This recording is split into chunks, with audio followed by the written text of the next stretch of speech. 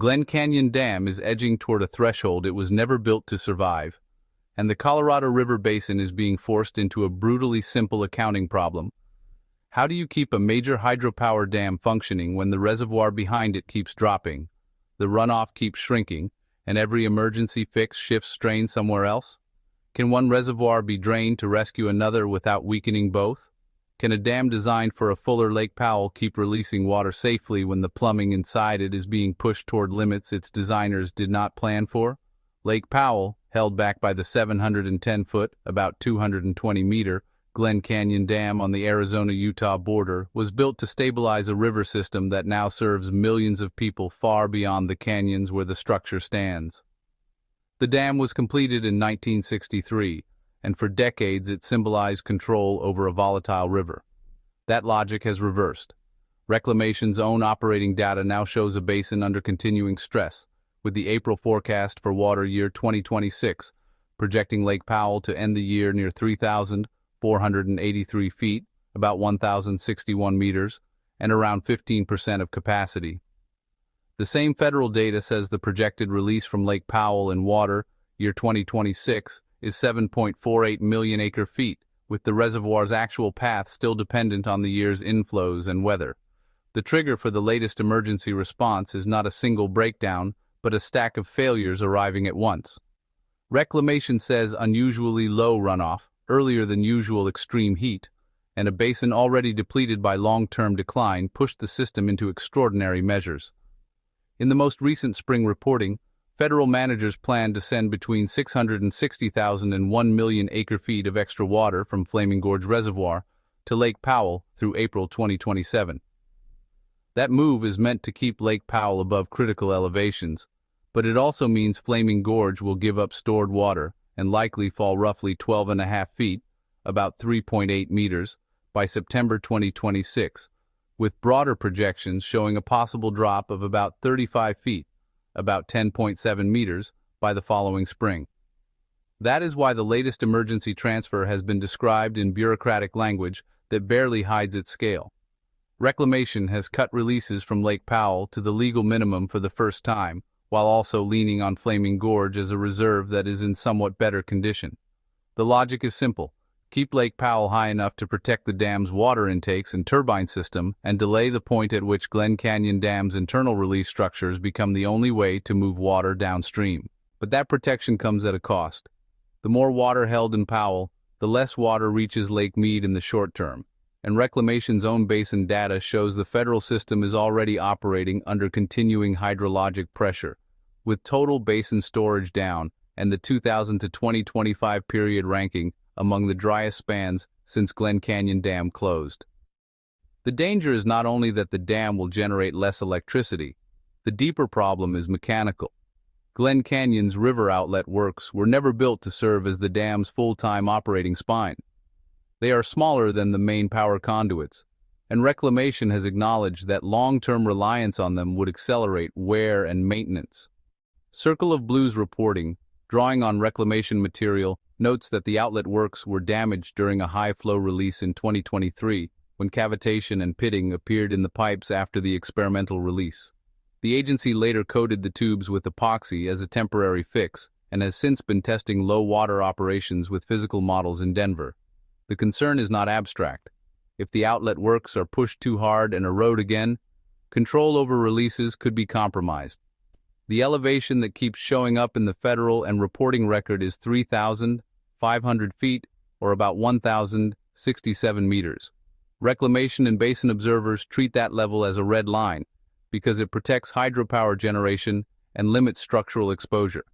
But it also strands about 4.4 million acre-feet of water in Lake Powell, with only about 3.7 million acre-feet technically reachable through the current plumbing. That is why some analysts have described that elevation as a de facto dead pool. It is not a technical dead pool in the classic sense, but it behaves like one in practice. A large volume of stored water becomes politically and mechanically inaccessible. The current emergency releases are therefore not just about short-term power production. They are about preserving access to water deliveries in a system where the dam that once guaranteed supply may become the system's biggest choke point. Circle of Blue reports that reclamation has already taken the unusual step of holding more water back in Lake Powell while moving extra water from Flaming Gorge. That same reporting says Lake Mead, downstream, will feel the squeeze quickly because less release from Powell means less inflow to Mead and a faster slide toward conditions that weaken Hoover Dam's hydropower output. In practical terms, one part of the river is being sacrificed to slow collapse in another. The scale of the human dependence explains why the choices are so constrained. AP reported that Lake Powell's hydropower supports more than 350,000 homes and that the broader Colorado River basin serves roughly 40 million residential water customers. The same AP reporting also noted that about 155 customers receive hydropower from Glen Canyon Dam and other federal generators, including cities, tribes, rural electric cooperatives, and public utility districts. That means the consequences of a hydropower drop would not be confined to a single utility bill or a single county. They would ripple through a multi-state network of power purchases, rate pressure, water delivery obligations, and operational trade-offs. What makes the current moment more volatile is that the basin is already operating close to the margins. Reclamation's Lake Powell page shows the reservoir at a projected end-of-year elevation of about 3,483 feet, with storage near 15% of capacity under the April forecast. The same federal record says the current most probable unregulated inflow for water year 2026 is 3.87 million acre-feet, which is only 40% of average. That means the system is not simply waiting for a one-time drought to end.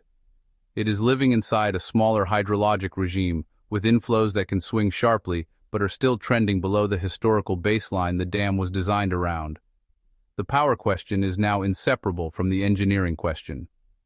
Reclamation outlined 3 broad retrofit paths in a presentation described by Circle of Blue: a lower intake that would let the existing turbines draw from deeper water, new power generation equipment tied to the river outlet works, or a new underground power station bored into the canyon wall.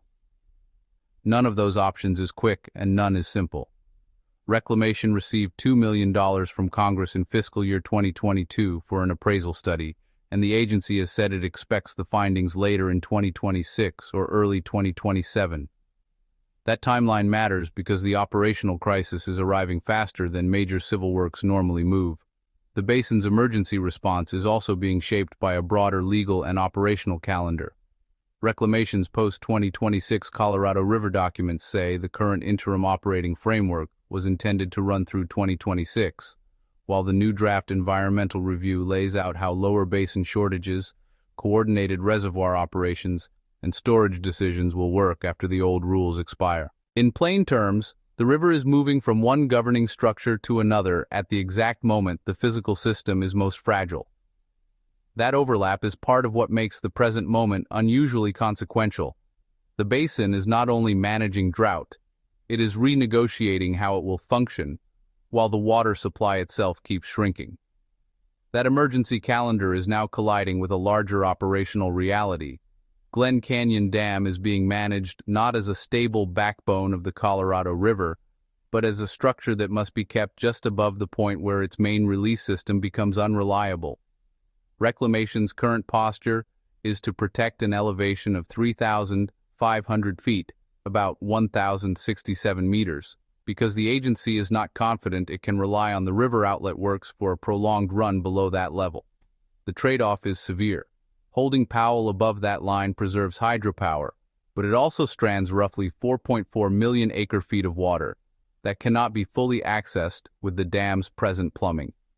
That choice explains why the basin's emergency response is looking more like triage than long-range management. Reclamation has cut Glen Canyon releases to the legal minimum this year and is simultaneously sending between 660,000 and 1 million acre-feet of extra water from Flaming Gorge to Lake Powell through April 2027. The federal record says those extra releases began from a reservoir that was about 82% full, and that Flaming Gorge is expected to fall about 12.5 feet, roughly 3.8 meters, by September 2026, with some projections pointing to a 35-foot decline, about 10.7 meters, by next spring. That buys time at Powell, but it transfers pressure to another reservoir that also matters for power, boating, and river management. The engineering problem sits at the center of the policy response. Lake Powell's penstocks, the large tubes that normally carry water through the turbines, are effectively out of service below minimum power pool, which reclamation places at 3,490 feet, about 1,063 meters. Below that, water has to move through the river outlet works instead. Those 4 smaller pipes sit lower in the dam, but they were not designed to carry the whole operating burden. Reclamation has already warned in its technical memo that long-term reliance on the outlet works will accelerate wear and maintenance, and that the agency should not depend on them as the sole means of release. That warning is not theoretical. In 2023, Reclamation used the outlet works during a high-flow release meant to move sediment and rebuild beaches downstream in the Grand Canyon. The process caused cavitation and pitting inside the pipes, forcing a temporary epoxy coating and months of repair work. The same strain could return if the outlet works become the main release path for an extended period. Circle of Blue's reporting, reflecting Reclamation's own memo, makes the risk plain. If the pipes erode again and lose integrity, control over releases could be compromised, and the dam could lose the ability to send water downstream in the volumes the basin requires. That is why the search for a fix has shifted from abstract planning to highly constrained engineering options. Reclamation's appraisal work is examining 3 broad paths: a lower intake that would let existing turbines draw from deeper water, new power generation equipment tied to the river outlet works, or a new underground power station bored through the canyon wall. The agency expects to release its appraisal findings at the end of this year or in early 2027, but any actual construction would require congressional authorization and funding. The scale of that requirement is significant, and the timeline is longer than the basin's current margin for error. Meanwhile, the downstream consequences are already shaping the basin's next operating rules. Reclamation's current plans show Lake Powell projected to release 7.48 million acre-feet in water year 2026 under the mid-elevation release tier, while the reservoir's April projection places it near 3,483 feet, about 1,061 meters, and about 15% of capacity by the end of the year. Reclamation also says the actual release could end up lower than 7.48 million acre-feet, depending on hydrology. Those are not small adjustments. They are signs of a system being run against falling storage and uncertain inflow, rather than against a comfortable operating target. The pressure is not confined to the dam itself. Lake Mead downstream will absorb part of the trade-off, and that means lower storage there as Powell is protected. Circle of Blue reports that Mead will drop quickly and that Hoover Dam could approach a level where hydropower generation falls sharply. The reporting also notes the possibility of warmer, shallower water worsening algal bloom conditions. In other words, the emergency measure that helps preserve Glen Canyon's functionality increases the risk of stress farther downriver. The basin is effectively moving water from one vulnerable reservoir to another in hopes of avoiding an operational break. The political stakes are equally sharp. The Colorado River supplies water to 7 United States states, nearly 30 Native American tribes, and 2 Mexican states, and AP has reported that Arizona, Nevada, and Mexico will again face cuts in 2026 because of persistent drought and reservoir depletion. AP also reports that Arizona will lose 18% of its allocation, Mexico 5%, and Nevada 7%. California avoids cuts because of its senior rights, but the bigger picture is unchanged. Demand still exceeds supply, and the current operating framework is under strain as the basin negotiates new rules to replace the ones that expire after 2026.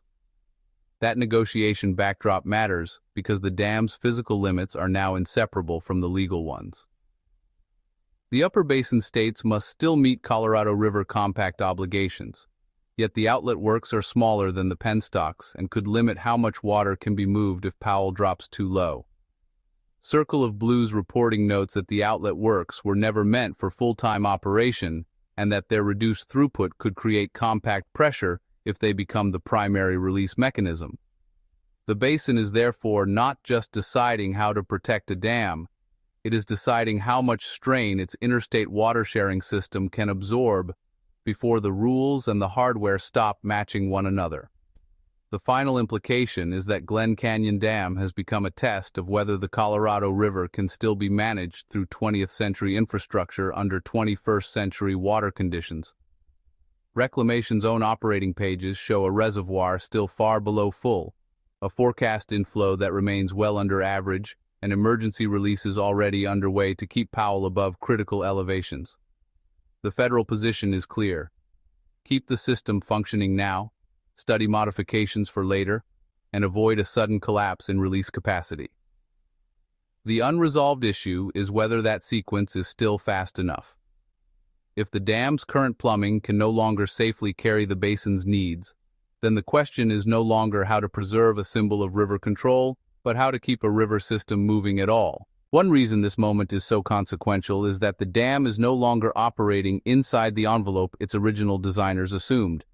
Glen Canyon Dam was completed in 1963, and Circle of Blue reports that Lake Powell is now less than 25% full, with the reservoir decline turning the structure from a supply guarantee into the basin's largest choke point.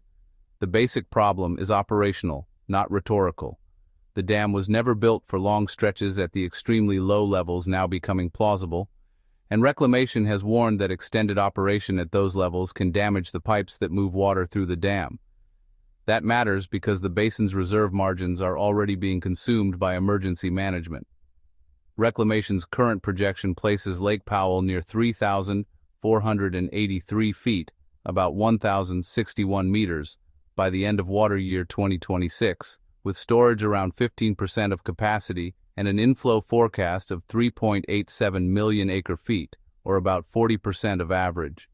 The agency's operating forecast also shows releases at 7.48 million acre-feet for the year, but that figure could move lower depending on inflow and snowmelt conditions.